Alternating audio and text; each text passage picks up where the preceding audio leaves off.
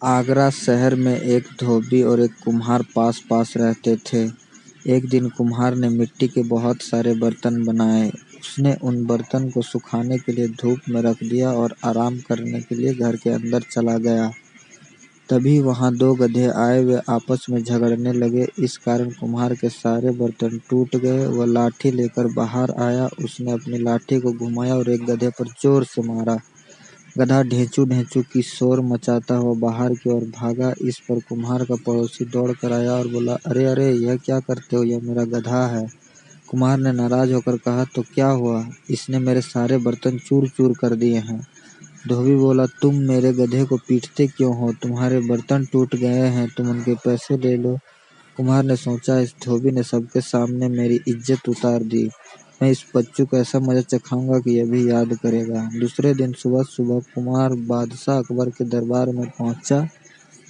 उसने बादशाह को आदाब किया। बोला, जहाँपनाह मैं अदना सा कुम्हार हूँ, आपके शहर में रहता हूँ। अकबर, बताओ तुम्हें क्या परेशानी है? कुम्हार, जहाँपनाह मैं एक जरूरी बात बताने के लिए आया हूँ। अकबर, तो फिर जल्दी बताओ। कुम्हार, जहाँपनाह मेरा एक दोस्त फारस गया था। वो कुछ दिन पहले ही वापस आया है। उसने बताया वहाँ आपके नाम का डंका बजता है, आपकी बड़ी इज्जत है वहाँ। मगर यह कहकर कुम्हार चुप हो गया। अकबर ने पूछा, हाँ आगे बताओ, बात पूरी करो।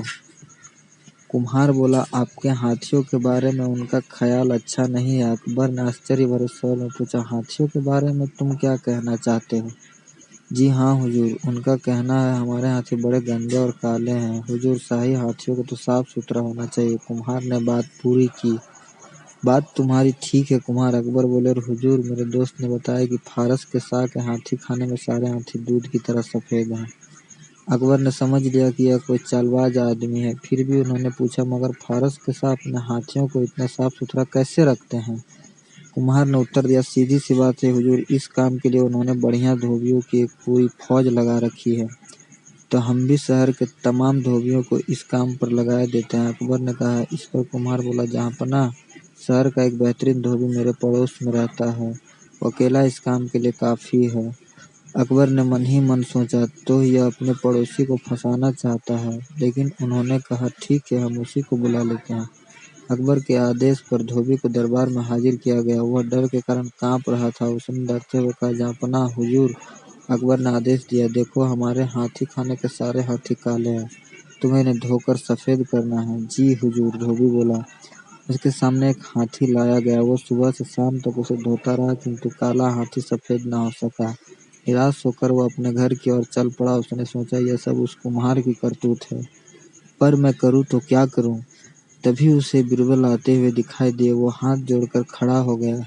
बीरबल ने पूछा, क्या हुआ भाई, इस तरह मुंह लटकाए क्यों खड़े हो? कुम्हार ने सारी घटना बताई। बीरबल ने उसकी सारी परेशानी सुनी और उसके कान में कुछ कहा। दूसरे दिन धोबी हाथी खाने में पहुंचा। कुछ देर बाद अकबर भी वहां पहुंच गए। उन्होंने हाथी को देखा और धोबी से बोले, यह हाथी तो वैसा ही है, जरा भी सफेद नहीं हुआ। तुम कल दिन भर क्या करते रहे? धोबी ने गिड़गिड़ाते हुए कहा, परवरदिगार, बात यह है। हाँ, क्या बात है? अकबर ने पूछा। हुजूर, अगर कोई बड़ा सा बर्तन हो जिसमें यह हाथी खड़ा हो सके तो काम आसान हो जाएगा, धोबी ने बताया। अकबर ने आदेश दिया कि हाथी के खड़े होने के लिए बड़ा बर्तन बनवाया जाए। बर्तन बनाने का काम उसी कुम्हार को सौंपा गया। एक हफ्ते बाद कुम्हार बर्तन लेकर हाजिर हुआ। मन ही मन वह सोच रहा था, धोबी का बच्चा समझता हुआ कि फंस जाऊंगा, अब देखता हूँ धोबी कैसे बचेगा। अकबर ने बर्तन को देखा और आदेश दिया, हाथी को बर्तन में खड़ा किया जाए। जैसे ही हाथी को बर्तन में खड़ा किया गया, बर्तन चूर चूर हो गया। अकबर ने नाराज होकर कहा, क्यों रे, ये कैसा बर्तन बनाया है? यह तो एक बार में ही टूट गया। जल्दी से दूसरा बर्तन बना कर ला।